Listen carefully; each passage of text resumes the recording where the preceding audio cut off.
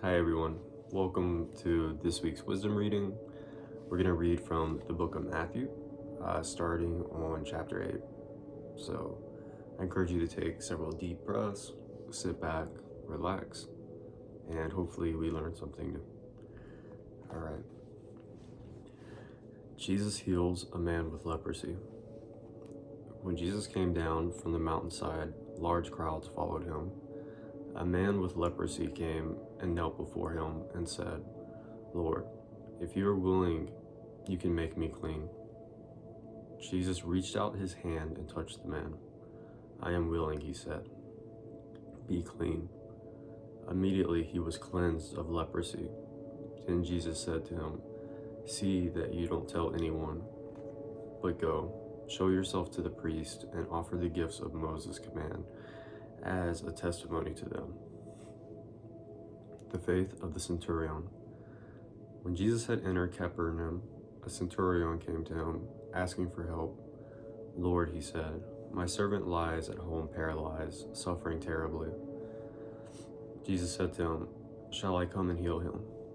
The centurion replied, "Lord, I do not deserve to have you come under my roof, but just say the word, and my servant will be healed. For I myself am a man under authority, with soldiers under me.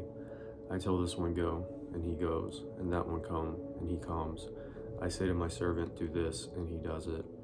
When Jesus heard this, he was amazed and said to those following him, "Truly I tell you, I have not found anyone in Israel with such great faith. I say to you that many will come from the east and the west and will take their places at the feast with Abraham, Isaac, and Jacob in the kingdom of heaven. But the subjects of the kingdom will be thrown outside into the darkness, where there will be weeping and gnashing of teeth." Then Jesus said to the centurion, "Go, let it be done just as he believed it would," and his servant was healed at that moment. Jesus heals many. When Jesus came into Peter's house, he saw Peter's mother-in-law lying in bed with a fever. He touched her hand, and her fever left her, and she got up and began to wait on him. When evening came, many who were demon-possessed were brought to him, and he drove out the spirits with a word and healed all the sick. This was to fulfill what was spoken through the prophet Isaiah. "He took up our infirmities and bore our diseases."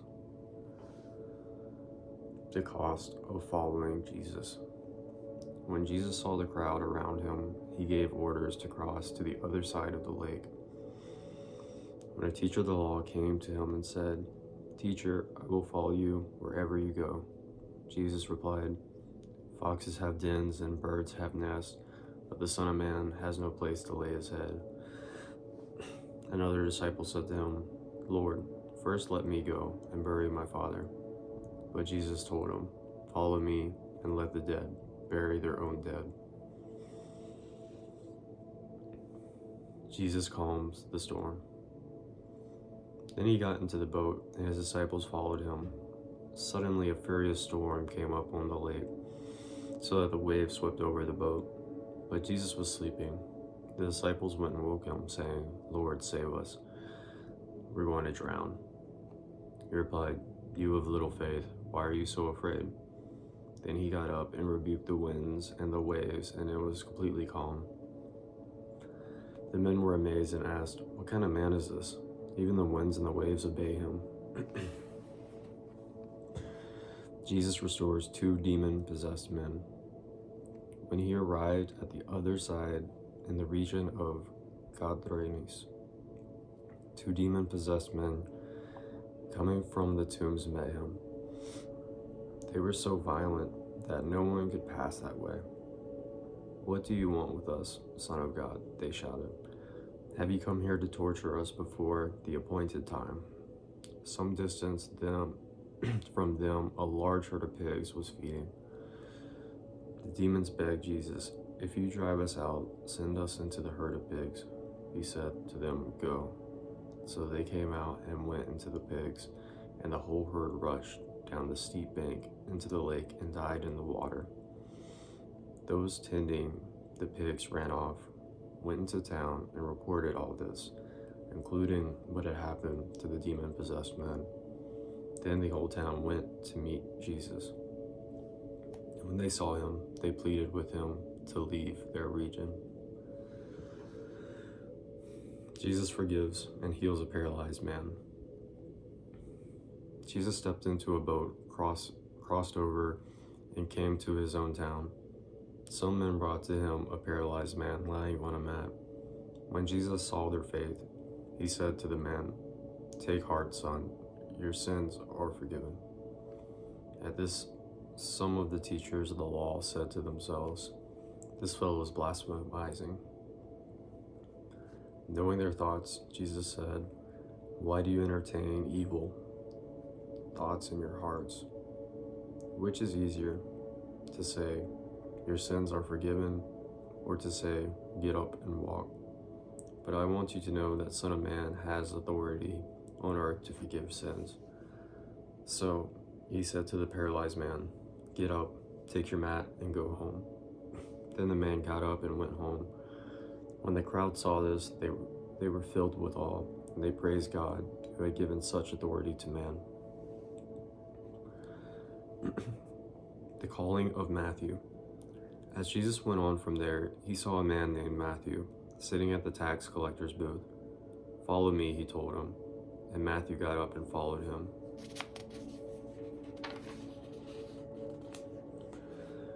While Jesus was having dinner at Matthew's house, many tax collectors and sinners came and ate with him and his disciples. When the Pharisees saw this, they asked his disciples, "Why does your teacher eat with tax collectors and sinners?" On hearing this, Jesus said, "It is not the healthy who need a doctor, but the sick. But go and learn what this means. I desire mercy, not sacrifice, for I have not come to call the righteous, but sinners." Jesus questioned about fasting. Then John's disciples came and asked him, "How is it that we and the Pharisees fast often, but your disciples do not fast?" Jesus answered, "How can the guest of the bridegroom mourn while he is with them? The time will come when the bridegroom will be taken from them. Then they will fast.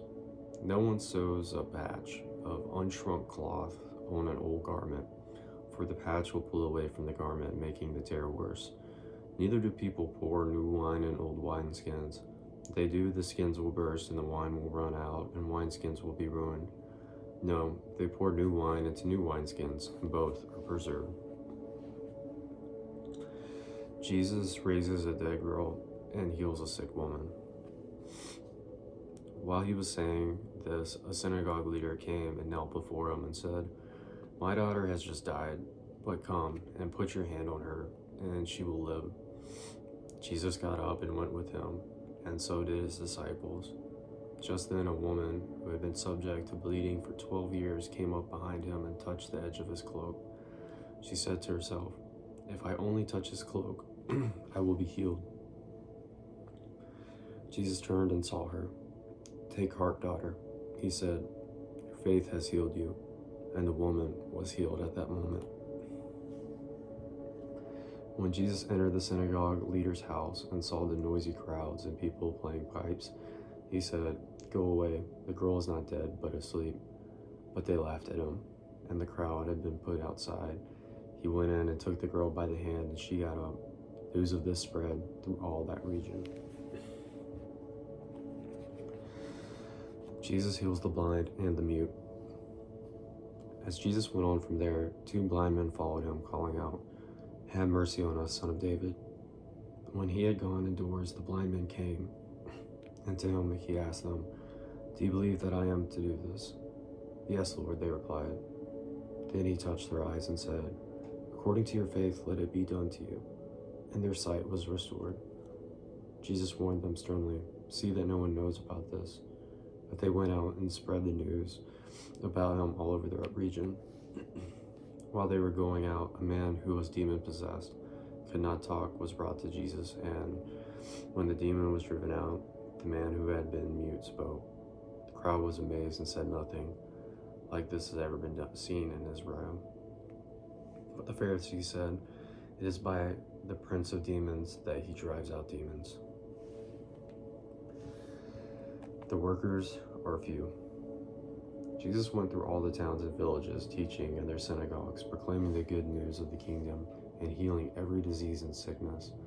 When he saw the crowds, he had compassion on them, because they were harnessed and helpless, like sheep without a shepherd. Then he said to his disciples, "The harvest is plentiful, but the workers are few.